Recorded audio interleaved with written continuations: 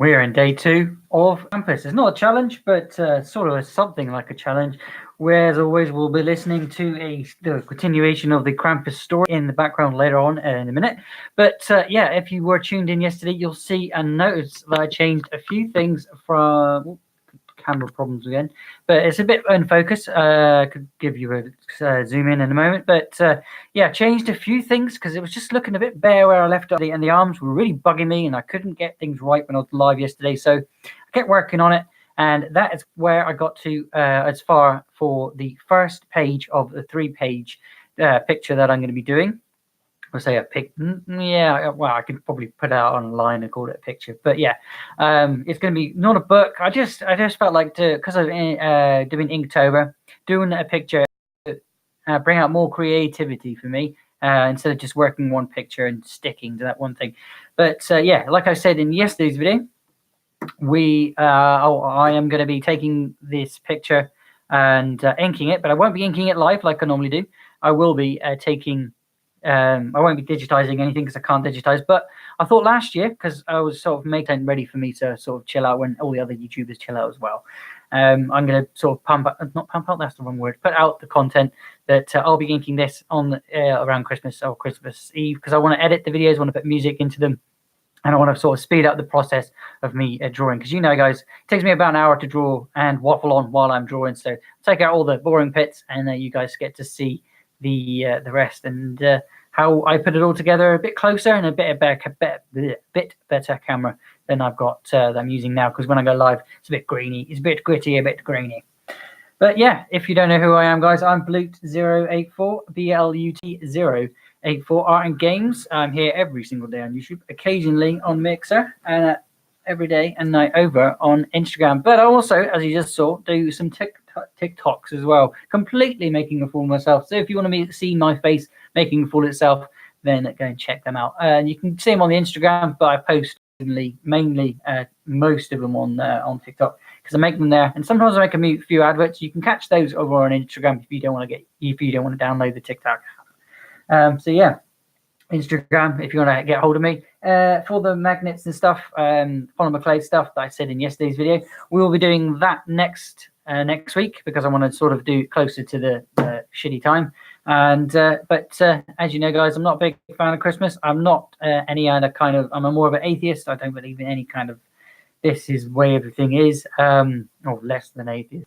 I have beliefs are beyond the Cornish. Well, I'm a Cornish person. I have Cornish beliefs, maybe paganish, but I wouldn't say I sacrifice or anything like that. But I do like the darker side of Christmas, because I don't really enjoy the whole flappy, that's jingle, jingle, jingle, because it's all happy dappy, because I'm never happy on Xmas.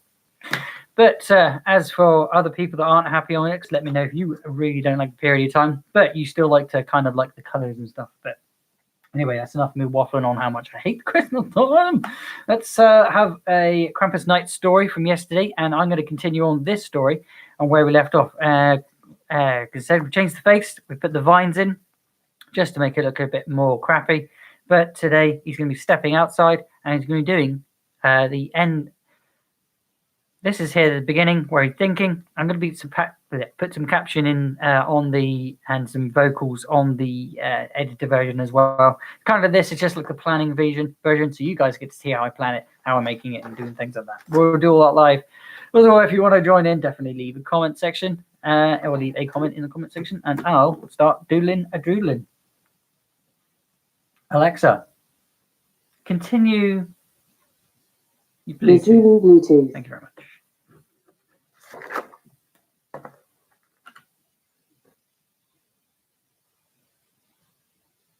Anytime now. Myself as I forced one foot in front of the other. If you missed yesterday's, definitely go and watch that video. You can check out how I drew that and what I did change from yesterday. Then they'd love me again. Otherwise, enjoy, leave some comments, and enjoy the story in the background. Place all by myself, then maybe, shut up now. Maybe they'd be proud of me and love me again. Maybe they'd even shove Anya to one side, just like they did with me, and I'd get all the attention again. It made my heart beat with excitement again, and I guess that was the best I could hope for, as I was brought back to reality by a whip of cold air. I hope that I didn't hear that throaty laughter again as I moved forward. I crept slowly. And here I'm going for more of a different scene, because Krampus is heading towards his lunch, because he's sitting in his frozen feet. Needing a little snack, maybe. I could still hear that throaty Krampus laughter. is, as you heard But yesterday, quieter is now, a child like an inland snatcher. But echo I don't want to that go made me too shiver deep even into more. like, oh, I must have walked at he's least 20 I minutes don't want to before I go could go no horribly further. graphic with the My legs were frozen and I could barely killing bend back children, and knee so without almost falling I'm over. I going was more about to collapse on my for turkey face, children. but then I noticed something in the near distance. But first, What looked like a yellow light turkeys was switched have to on, know he's coming. as by itself, and hanging there from the icy ceiling was an actual light bulb, hung by a thin line of tinsel. I felt like I was trespassing all of a sudden, as I crept closer. Below the light bulb was an old rotten desk tucked into a secluded corner. Papers were littered here and there, some of them in large piles like a teacher's desk, and others pinned against the icy walls. As I got closer, I could see a damp notice board hung crookedly against the wall, with pictures of children all around the same age as me, none of which were smiling, but instead quite the opposite. I carefully reached my shaking hand out towards the desk and took one of the papers from the stack. Naughty List 2018, it read, and was followed by a list of names. I set the paper back where I found it, and took to studying the photos in more detail. In one larger photo that had been stored in a frame, Santa stood with his hands by his hips as children sat around him, all of them crying. At first I didn't understand why, but then I saw the bottle of liquor in his hand, Yonk. as well as a shaded figure that lingered over his shoulder, with chains draped around its wrist. I noticed that the desk drawer hadn't been shut properly, and my gut told me to leave it alone, but I couldn't resist peering inside. I took a step closer to the desk, sliding my feet towards it until I reached the knob on the drawer. I could barely feel any of my fingers, let alone get a decent grip, but when I did I was able to pull the drawer open so I could see what lay inside. It was just coal. Small black shards of coal. It didn't make sense right away. Who even kept coal in a desk? Come to think of it, who even had a desk fitted in a place like this? I pushed the drawer closed and was about to carry on further in the cabin can't when I remember heard what bloody something that had my spine head straightened. of one looks like. "You shouldn't be here," came a voice behind. I didn't want to turn around, but the voice didn't sound too threatening. I spun around only to see another boy, who looked like he was the same age as me. He too was wearing pajamas, but at least he had slippers. He didn't look like the cold bothered him as much as it bothered me, but I could tell in the weary expression on his face that he was scared. He kept looking further into the cabin and then back at me, his panicked eyes growing wider and wider. "Quickly!" he hissed. "Hide!" What? I just looked at him blankly as he dove behind a snow-dug trench, one I think he might have made himself. "Hide!" he hissed again. "He's coming!" Who? I frowned. But I should have known. The air became suddenly stale, and from the darkness ahead I could hear the rattling of chains. The boy had now disappeared entirely behind his trench, and I would have joined him if I didn't think he'd kick me out. So I doubled back to the desk, got down on all fours and scurried underneath. I allowed I was breathing when I saw him emerge ahead of me, the hunchback figure, with dark wet fur and two crooked horns that stuck out from his head. Its face was as wrinkly as I remembered, only now it looked like it had grey veins travelling through its cheeks, disappearing into the white forest of his beard. I shivered at the sight of him, hoping to God that he didn't come towards the desk. He began sniffing the air, grunting to himself as he staggered forward, head swiveling left and right. In his hand he had the same sack that he used to capture me, but now it looked empty as it trailed on the ground behind him. His eyes scanned the cavern, two dark pits of nothing, eyeing each and every crevice in the vicinity. He stopped, sniffing the air like he smelled something. I wondered if it was my fear. He glanced over in my direction and I shut my eyes, tensing every muscle in my body in the hopes that he didn't see me. But could I really be so lucky? I knew I needed to open my eyes, for if I didn't, I wouldn't be able to see him coming at me. Then again, maybe that was a good thing. A part of me wanted to keep my eyes shut forever. Another part of me wanted to dig my fingers into my ears so I didn't hear the awful rattling of the chains and the ghastly sounds that escaped his mouth. I swallowed back my fear, I took a quiet deep breath, and then I forced my eyes open, only to see Krampus staring directly at me. I tried to move, tried to run from out under the desk and back the way I came, but I was paralyzed. I started to breathe heavier, whimpering as my eyes swelled with tears. I tried forcing myself to move, but nothing worked. I was stuck under the desk, trembling at the sight of Krampus, whose black mouth was now bent into a smile. He moved slow, chains rattling as he stomped his giant feet in the snow. He began to straighten in his stride, and his shadow spread before him in a long line of darkness. He abandoned the sack as it fell limp in the snow and rubbed his massive hands together, smiling even more. I tried pushing back against the wall as the feeling returned to my bones, but it was too late. No matter how much I pushed against it, there was no escaping. What was I expecting to happen? For some magic door to open and for me to go tumbling through? I was about to shoot up and try and run, but the desk had become more of a prison than a hiding place. I had to crawl out from underneath it first, and by the time I did, Krampus would have grabbed me. So I sat there, like a helpless insect in the wake of a spider. I clenched my fist, but what was I going to do? Box with Krampus? He began grunting excitedly. The gruesome face came closer and closer as he lowered himself to my level. I shut my eyes and curled up tightly into a little ball as he reached under the desk, his nails scratching against the wood. But then he made a disgruntled sound. I opened my eyes and saw him looking back at the trench where the other boy was hiding. And just like that, he left me alone as he stalked over to the other boy. No, the boy screamed. Krampus was deceptively fast. I didn't know how he knew the boy was there, but he did. He lunged at him, stomping through the snow with his giant feet, and grabbed the boy by the neck. I saw the boy squirm, legs and hands flapping as he reached for the air. It might have been selfish, but I was relieved it wasn't me. My body moved on its own without even thinking. I crawled out from under the desk and bolted further into the darkness, but not before I heard the other boy's neck snap and the crunch of the bone echoed throughout the cavern.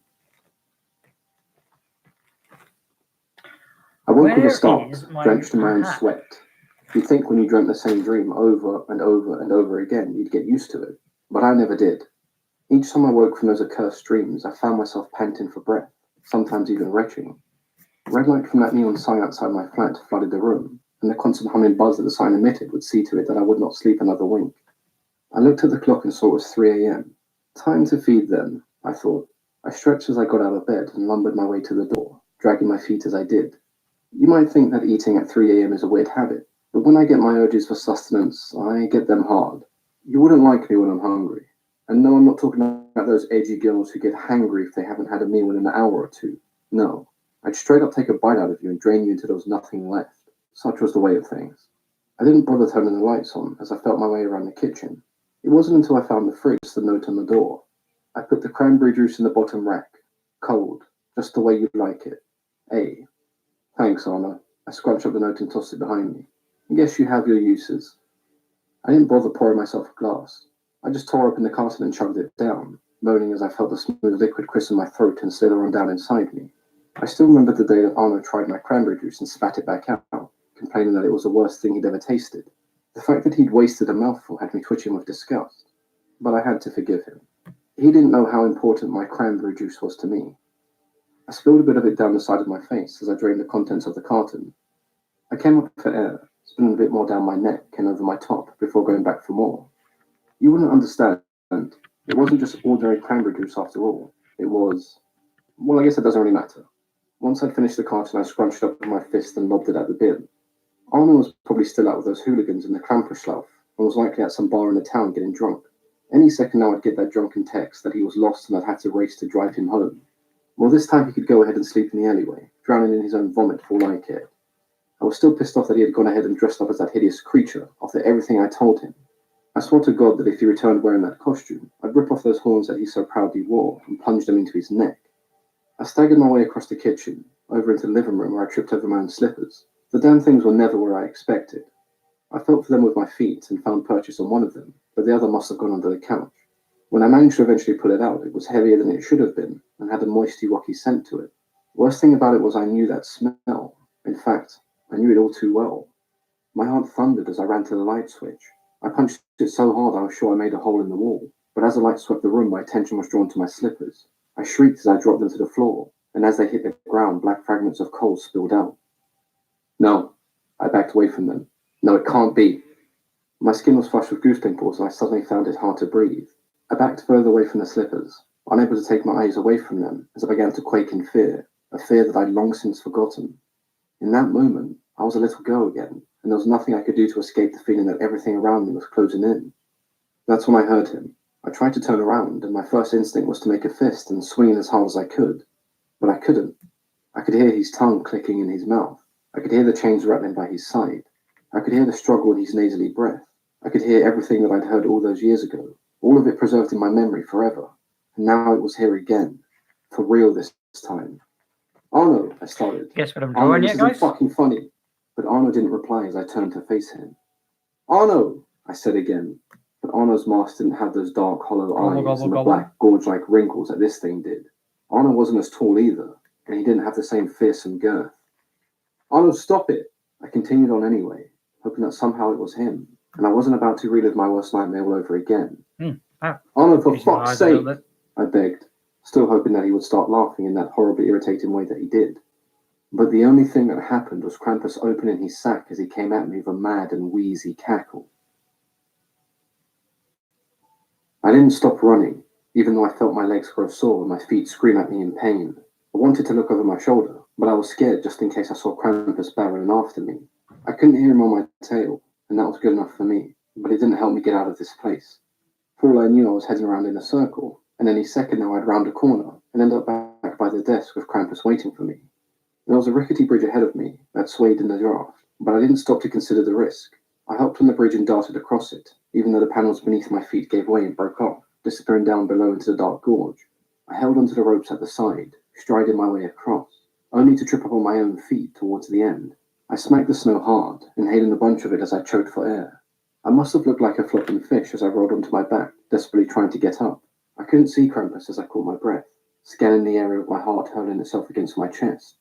The bridge creaked as it swayed back and forth, and the wind whistled through the cavern, nipping at my sides. I had to swallow, and there was a moment of silence. But then my breaths were back, breathing cold vapor like a dragon might have breathed fire. I knew I couldn't sit here long. Krampus had seen me, and while the other kid bought me some time, I didn't know how long I had. I didn't want to think about him anyway. Right, that's been the I guess door. I felt responsible for his death. There were tears in my eyes, even though I didn't know who he was. Don't know if you noticed, I'm using wonder two if he different was kinds like of me, pencil. Sneaking out of bed to see Pause there Santa, a second. only to find what I'm using two different pencils. This is for like a more of a sketchy, detailed pencil. It's a mechanical pencil. Basically means you push out the lead front there. And this is well, any kind of pencil. It is HB, just a general HB. But I've got different other flavored ones as well. I've got HB. That's a thicker one. We've got 2B, which again it's like a lighter or darker, depending on which pencil, which B or whatever, or H. You've got 2H there. Again, that's a heavy 2H. That's quite heavy. And that was just a mild heavy, but it's got a quite thin edge to it. Very close to using just one of these here. This you can get this in heavier leads, but you tend to not. You just get it in one graphite sort of base sort of thing. I mean, yes, we don't. Sorry, not lead. I always use the word lead. I'm from the old times. Yeah, but graphite.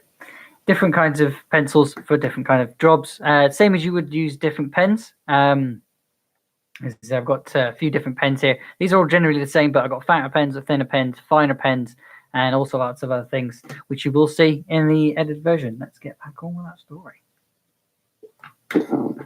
Different textures, into the snow before different climbing to my shaky feet.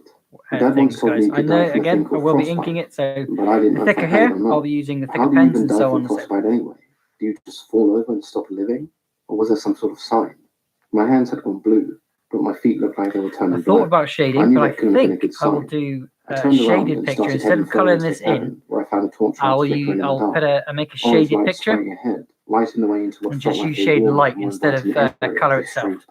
So I'll ink it and then use the pencils to shade in after. Instead was a hard-looking floorboard, all of which was laid crookedly out of place.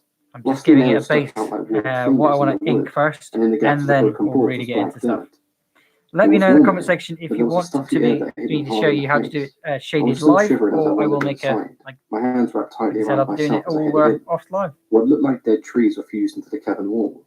Thick branches stretched far and wide. They were ghastly things in themselves. Shadowy, thick-set divisions that looked like bones of skeletons scattered here and there. Chains were dangling from the ceiling, most of them rusted, and others stained and dripping with fresh blood. Some of them had cuffs, and to my horror I could see one that had a bloody hand trapped inside, a bit of bone just jutting out from the wrist. I held onto my lunch and walked quickly past, avoiding looking at the hand at all cost. Further up was an icy slope that looked like it might have led somewhere, but even if I had shoes, I still wasn't climbing that. It was cold to touch, so cold that I was afraid my tongue would get stuck if I licked it, not that I would do something so silly. I wanted to climb it though. I doubt Krampus could fit inside the small crawl space, and even if it didn't lead anywhere, there was a place that I could hide. There was another bridge above me, but this one wasn't held together by rope. There were wooden beams that held it up from the ground, but the wooden rail above had been smashed to pieces. Barrels were littered at the base of the stairway, leading up to the bridge, and I had the urge to see what might have been inside. That was when I heard the sound of scratching. Had Krampus found me already? I lunged behind the barrels, ducked down behind them and peered out through the gap between. Something was definitely coming, but it sounded like it was coming down the icy slope that I had seen. The sound of something grazing against the ice was accompanied by the cry of a woman. and then suddenly she came sliding up from the slope, crashing hard against the floor. I'd never seen her Learned before. something She yesterday. looked Draw the scared. scenery before Perhaps as drawing scared the as I actual was, character, as because she I had danced around the room with so more many than just problems fear. yesterday trying to She was figure out remembering how I'm going to something get and didn't the want to character believe that I'd it. already started Mum drawing had always told me sit not to talk to in a strangers, chair that and so wasn't with that there. in mind, I thought it was best to stay hidden. Her hands were tied behind her back with rope, and she looked like she'd hit the ground pretty hard with her face. Still, she glanced around like a hawk, rolling on the ground as she tried to free herself. Shit, the woman hissed. I started to Oh, feel I like the forgot to world was a say lot at the more beginning of the crowded than Dad video. had had me You're believe. 20 minutes in I now, so it's noticed too that she late. didn't have any It's footwear probably not good either. for viewers Actually, she didn't have that much of clothing younger at ages. all, except for grey shorts and a grey Sorry vest. for not telling you now. There was a rope Fauna. around her ankles that I only just noticed, Oops. and as far as I could see, she wasn't going anywhere, even though she rolled around like a mad animal trying to break free. Maybe I should have helped her straight away. I mean, even though Mum said not to talk to strangers, she would have wanted me to help someone in need, wouldn't she? But then again, I began to think why she was tied up, and why she was here in Krampus's lair.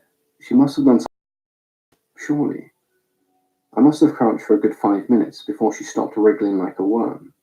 She roared ahead through gritted teeth at nothing at all. She grew red in the face, panting heavily. Each one of her breaths sounded like a motor. It was only then, when she was completely quiet, that I realized I had a choice to make. Did I let myself be known, or was I better off sitting tight behind the barrels, hoping that Krampus would never find me? She managed to roll herself over to the wall, head down with her hair covering her face.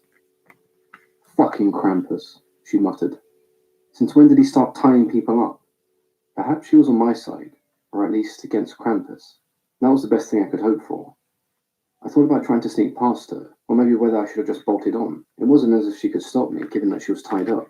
The worst thing about it all was I needed to pee real bad, but I didn't want to risk her hearing me. Then what was I going to do? Pretend I couldn't see her? Are you just going to sit there, or are you going to help me? She spoke to me. My breath caught in my throat, but when I looked at her through the gaps of the barrels, I could see her hair still covering her face. I ducked down behind the barrels once more, trying to make myself as small as possible. How had she seen me? No, she couldn't have been talking to me. She hadn't even looked over here. How would she have known I was here? I can hear your teeth chattering, she muttered as if she wasn't interested at all. It was only then that I realized my teeth had been crunching against each other. You'd better come over here and warm yourself up, she said before deciding on a piece of wood and discarding the rest. Who are you? I peered out from behind the barrels. She looked up at the bridge and then glanced up at the stairway, following it up and across. I never wanted to come back here, but he's finally come for me. Who? I forced myself out from behind the barrel. I decided that she wasn't as scary as Krampus, but she did have a certain air about her that made me not want to trust her. You haven't seen him yet. She looked at me with a cold set of dark eyes. He's the one who brought you here. Krampus, I whispered. She nodded. What the hell is he? I asked. She raised an eyebrow at me then. I can see how you ended up here using language like that. Shit, I sighed, only to see her eyebrow raise even higher. I mean, darn. Swear you like, kid. She shrugged her shoulders. It might be the last chance you get. What do you mean? I asked. Krampus? She stressed like it was obvious. He's gonna kill us unless we escape his lair. He's a vengeful creature who never forgets anything. Even if we manage to get out, or he decides to let you go, he'll never forget. I don't understand, I cried out. She glanced away from me and was staring up at one of the hanging lanterns on the wall. Kid, she started pointing with her chin. Bring us down one of those lanterns. It will keep us warm. I didn't want to point out that I couldn't reach, but I didn't want to trust her either. The fact that she was tied up didn't mean much to me, but there was something about her, something that made me think it would take more than just ropes to keep her really trapped. What the hell am I going to do with a lantern? She snapped at me and must have realized I was suspicious of her. If I was going to hurt you, I'd need to be untied, don't you think? I guess. I shrugged and turned away to stare at the lantern that was concealed by a dark orange flame. It was impossibly high, so impossible that I think even if I jumped and swiped, I still would have missed it. So I turned around to face the woman with an apologetic smile on my face. For Christ's sake, she rolled her eyes. Untie me and I'll get it down myself. I could make out her eyes now, hidden behind her dark hair. While they weren't as horrifying as the dark pits that were Krampus's eyes, they were still scary, but in a different way. The woman didn't look at me like she wanted to eat me, or harm me, or do anything to me. In fact, if I was honest, she just looked damn straight annoyed. Any time now, she held up her hands. I approached cautiously, not just because of her, but because my foot was paining me. I found myself limping around the shattered floorboards, carefully avoiding the spiky bits and sharp bits of wood that poked out here and there. "If I untie you," I stammered, "will you promise not to hurt me?" "I promise," she said. "Now would you kindly untie me?" I managed to yank at her restraints until the rope from her ankles was free. As I did, I could feel her cold breath slithering against my neck. "And my hands?" she said as I got up to walk away. "You don't expect me to untie myself, do you?" I didn't like how she was looking at me. She still seemed annoyed, but there was something else shimmering in the depths of her eyes. Even to this day, I couldn't explain to you what it was, but her eyes spelled out something to me, something vague that had me wanting to run away. "If you don't untie me, kid, I can't protect you from Krampus," she told me. I didn't want to tell her that Krampus was a large thing with horns and fur that she didn't stand a chance against, so I kept quiet.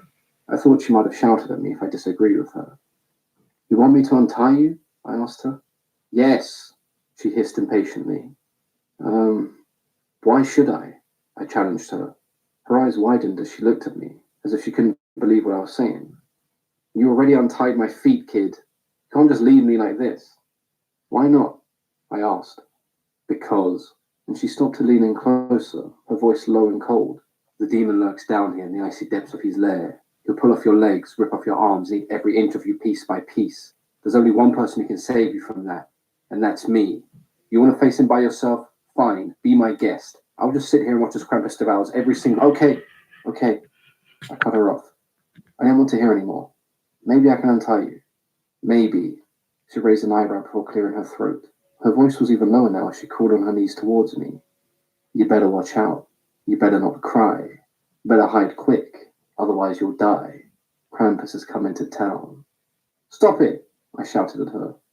"He's making a fist and clicking his wrist. Gonna give you wounds that you'll need to stitch. Krampus is coming to—" All right. I gave in. "I'll untie you." It didn't take me long to work on the knot that had been tied, and pretty soon the rope unraveled around her until she snatched her hands free. Was that so hard? I watched her for a few moments, pacing up and down, glancing occasionally at me the same way Dad looked at me whenever I did something wrong. Her skin had gotten a bit more colour as she walked up and down, but she was still pale, perhaps almost as pale as the snow itself. I looked down at my blackened feet and wondered whether or not I needed an adult. "Hell!" I heard her curse again as she began scavenging amongst the bits of shattered wood. Then she held up a few of the sharper bits of wood and was comparing them to one another. That was another thing I wish I had done, looked for a weapon to fight back with. "Are we going to die down here?" I asked her. "Shh!" She stormed over to me, dragging the lantern off the wall as she did. "You have to be very quiet in this place. If he hears us, then he'll come for us." She made a hissing sound of her teeth as she tossed the lantern down to my feet. The warmth was intoxicating, and I found myself sinking to my knees beside, lapping up the heat as much as I could. "Don't get too comfortable," the woman told me. "I can feel him. He's near." "What even is he?" I asked. "He's an associate of a man named Nicholas, the one you may know as Santa. He used to be a good man, who brought joy and gifts to children, as you've been taught. But throughout the years, Nicholas grew tired and bitter. After his wife died, he turned to dark magic, and it corrupted his mind. Through the dark magic that he practiced, Krampus was born, a monster who preys on naughty children who don't obey their parents. It wasn't the first time that evening that I wish I hadn't sworn at all. I wish I hadn't gone against my father's instructions and crept out of bed. I even regretted flipping off my sister." "So why are you here?" I asked. "You're not a child. Did Krampus bring you here?" "Yes," she nodded. "You're correct. I'm not a child. But there's no time to explain. We need to go." She grabbed me by the hand and stormed ahead towards a stairway. But with my blackened feet, I couldn't keep up with her, something she soon noticed. "You don't look in a good way, kid," she said with a sigh. "If we get out of here, I'm going to have to drop you off at a hospital." "But I hate hospitals," I shrieked and instinctively backed away from her. "Do you want to keep your feet or not?" She reached for me, but I stumbled out of her grasp. "You can't leave me at a hospital," I shouted, and didn't realize how loud my voice had gotten. I hated hospitals. I couldn't stand them. Not the smell, or the food, or the people, or anything. "I can't exactly go in there with you," she hissed and continued to try and grab me. "Do you know how bad that would even look? That I show up with you dressed in my nightwear, with a child who has frostbite. They'll just throw me in jail straight away." "But you didn't do anything to me," I said. "They won't believe that," she replied. "I'll tell them that Krampus did it. Then they'll think we're both crazy," she scoffed. Now, if you can't run, then I'm going to have to carry you, aren't I? But my mum said I shouldn't trust strangers, I said, and realised that if I listened to my parents more often, I probably wouldn't be in the situation I am right now. She rolled her eyes with a sigh. Fine. My name is Cass. I work at a nightclub in Austria. I'm 32, I have no boyfriend, and I'm probably going to die alone. I have an extremely severe deficiency in vitamin D, and I love cranberry juice. Now tell me something about yourself. I'm Dom. I'm 10 years old and I have a sister named Anya. We live in Baltimore, and there, she grabbed my hand. We're hardly strangers anymore, are we? I shrugged. Either way, I don't think I had much of a choice as she lifted me up into the air and lowered me onto her back. You're really strong. Hold on, she warned me as we started across the bridge. Giddy up, horsey, I said jokingly. Do not call me that. Sorry, I winced and kept quiet after that.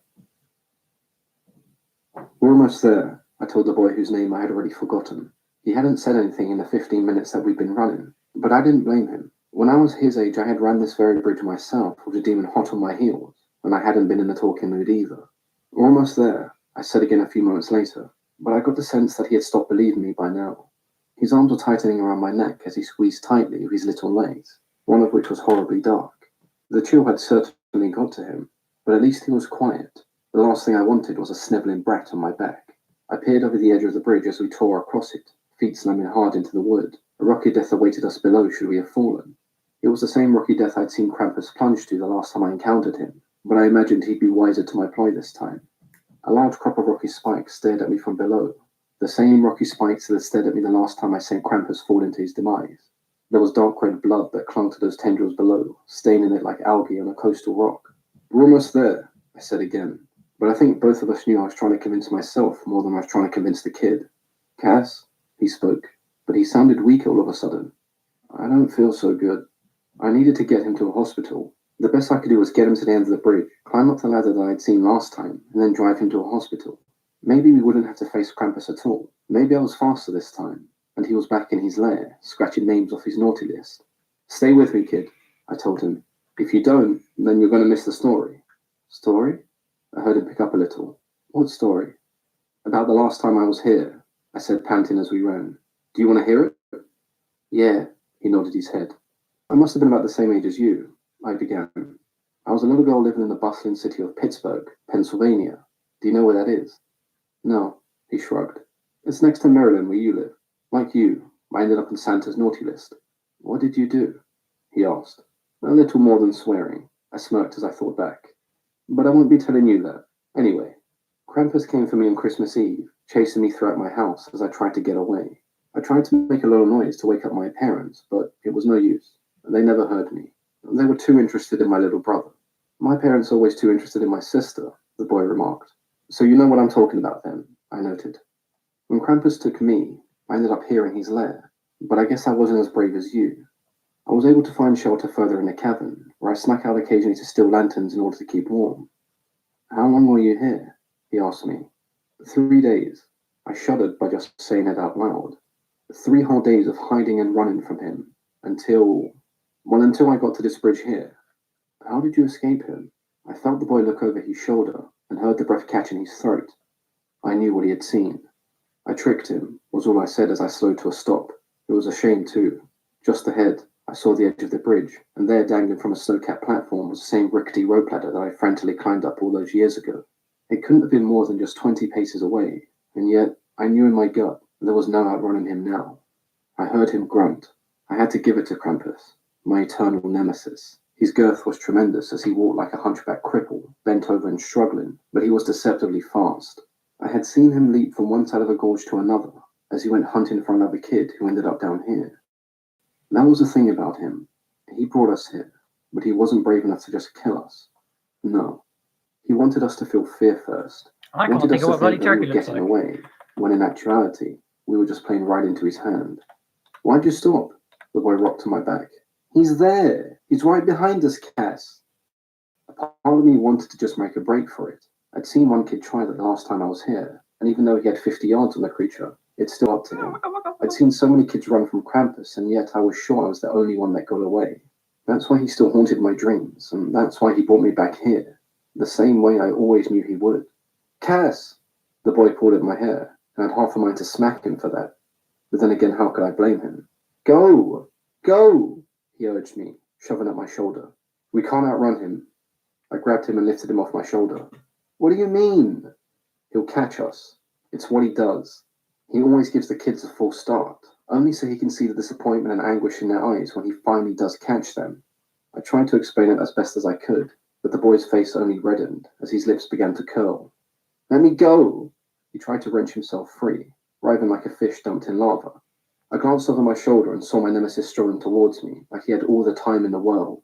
Truth was, he did. He swung one of the birch sticks in his hand, a long gilded stick that looked more like it belonged behind the glass of a museum than it did in his grasp. He smacked his own hand with it a few times during his approach. He had the nerve to adorn a Santa hat on his head that sat precariously in between his two crooked horns. His face was sagging, the grey skin around his cheek seeping off him like an age-old lumpy porridge. There were no eyes to stare into, just two dark, empty holes filled with crimson. It was only his mouth that gave away to what he was feeling, as his long grey tongue draped down his hairy chin, hungry. Cass! Cass! The boy shouted at me, and that's when I realized how I was going to outsmart Krampus once again. We can't outrun him, I hissed at the boy, getting right up to his face so he knew I meant business. Honestly, I thought the little shit was about to break into tears right there and then. The colour had drained out of his face, and I must have really stunned him because he stopped shivering. But you can. Me? He gulped. What do you mean?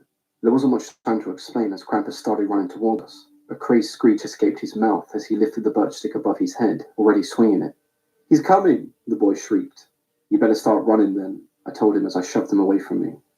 He nearly fell over, and I was worried that he wasn't able to put any weight on that foot of his, but to his credit he found his balance and moved more like a dog for a few moments before hopping onto one foot towards the ladder. Krampus must have realized what was going on, because he let out a frustrated roar. He struck wildly with the birch stick, slashing at the sides of the bridge, completely deranged as he moved towards me. I lifted my fist, for all the good it would do. Cass! The boy cried out behind me. Go! I barked at him. He can't get us both, now go! I snapped, and that was the last thing I said to him. I heard him struggling with the ladder, but there was nothing I could do for him. Krampus would only need a few seconds with me, and while he usually played with his food, he would not be taking his time with me. Not today. Not when someone was about to escape. I wondered if he remembered me as he showed me his teeth, roaring and wailing like a demented fiend with an itch he couldn't scratch. I showed him my teeth, clenching my own so that he knew I wasn't going to go down so easy. No, I'd beaten him once. I tricked him into falling off the bridge as he overswung and went barreling over. I could beat him again, somehow.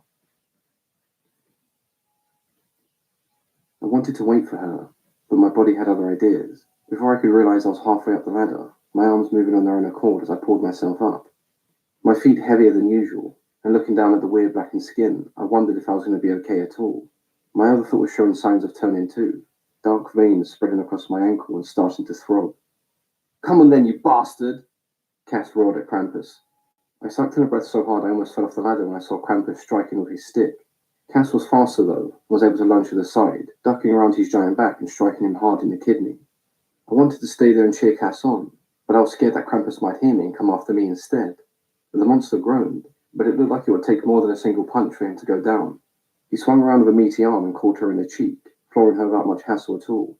She was dazed for a moment, but then she spat blood beside her and quickly got to her feet. That all you got? Pussy? She smirked, blood pooling down the side of her mouth. Krampus screeched at her and then lunged forward at a frightening speed. He lifted his stick again and then down at her, but Cass caught it before it could hit her. There was a moment of struggle then, as the pair of them locked eyes, wrestling for the stick.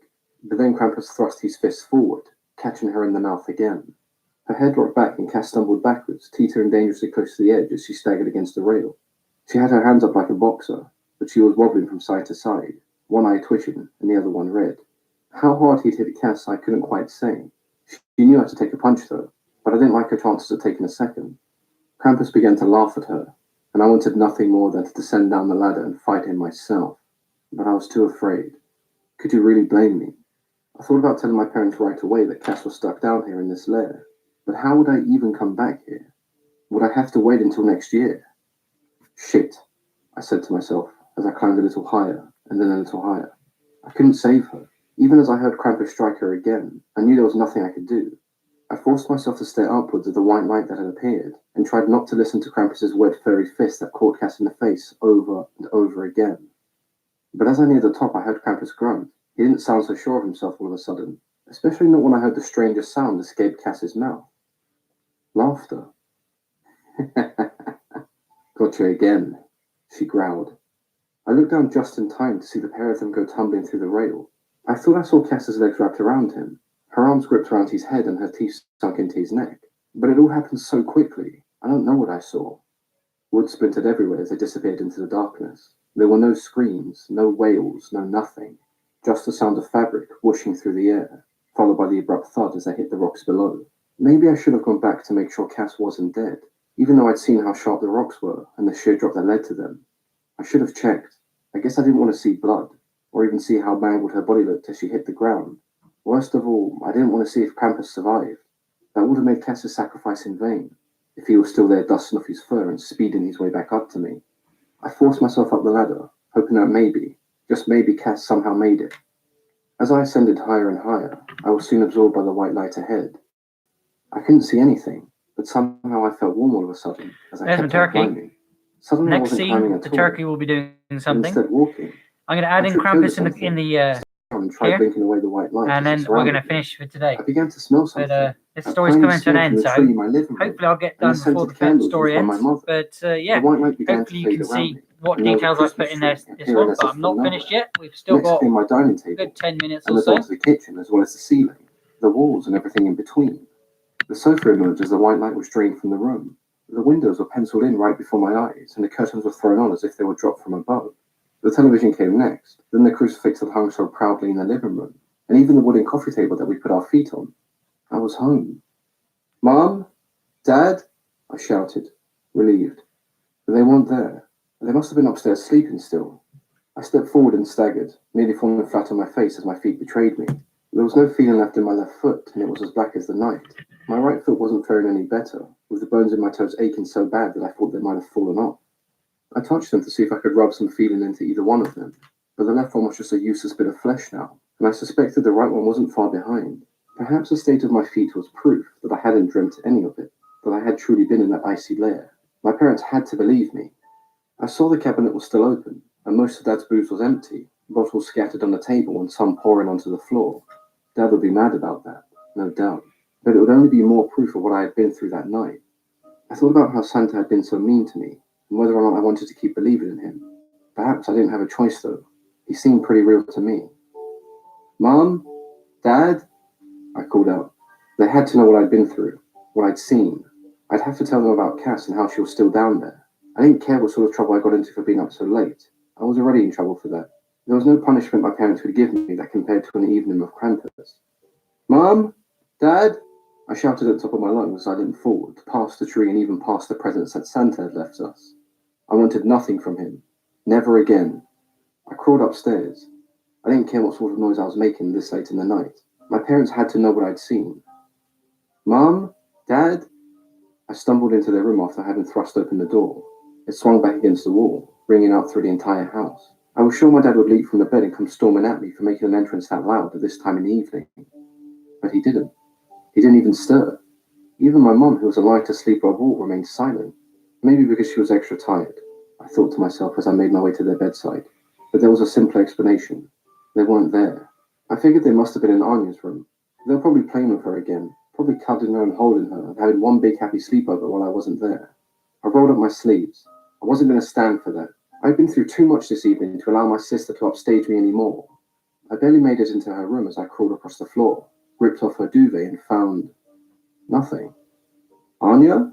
I looked around the room, but there was no sign of my sister anywhere. My heartbeat began to quicken. I didn't like this feeling, the feeling that I was entirely alone. Everything seemed dark all of a sudden as I struggled out of Anya's room, back down the stairs in the blind hope of finding them all hiding behind the sofa. Maybe this was just one big prank and I hadn't seen any of the clues. On hands and knees, I skulked back into the living room, moving past the fireplace, only to stop when I noticed my stocking on the floor. But everyone else's remained hanging. At least that was something I could be thankful for.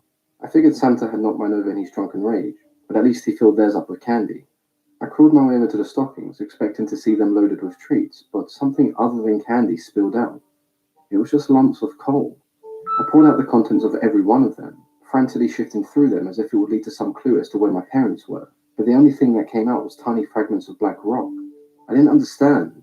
Why had Santa given my family coal? My mind was racing with 1,000 thoughts, and none of them were good.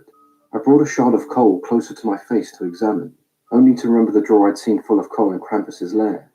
Suddenly I realized where my family were. I looked down at the label on each stocking, and there written in black ink was one simple message. Greetings. Greetings. And that's all it. You can have the rest of it. Krampus.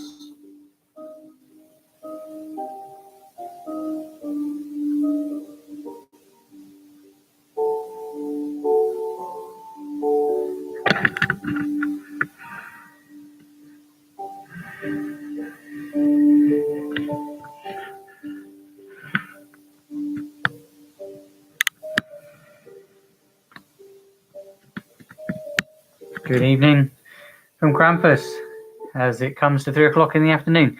So yeah, thank you very much for watching this, guys. 45 minutes it took me to get this picture sketched out, and I'll be back again to continue on with not the story that you just heard, because that is well, no, sorry, that is part 1, episode 1. So if I can find episode 2, if they've made it already, then we'll be listening to that one tomorrow. Otherwise we'll listen to maybe some stories that I can find from other artists. If you've got a story that you want me to listen to, let me know in the comment section if you're watching back or if you're watching live. Otherwise, I'm going to end this stream here, and I will be back and playing some more games this evening if I get around to doing that, because I've got a whole lot of other things I want to be doing too. We got some VR coming in the end of the week, about Thursday, when I finish doing all the sketching. Don't forget to tune in for that one, because I've got some Skyrim, got to finish off, what was that, Farpoint. But yeah, we're going to be continuing on with the art projects live tomorrow. So tune in tomorrow. Don't forget to hit that subscribe button. Ding the bell for notifications on when I go live, because I generally never know, because I've got builders next door at the moment and builders all over the place, sort of sorting things out. Hopefully the internet will be still good, but don't forget to click the links that will appear. And I will see you in the next one.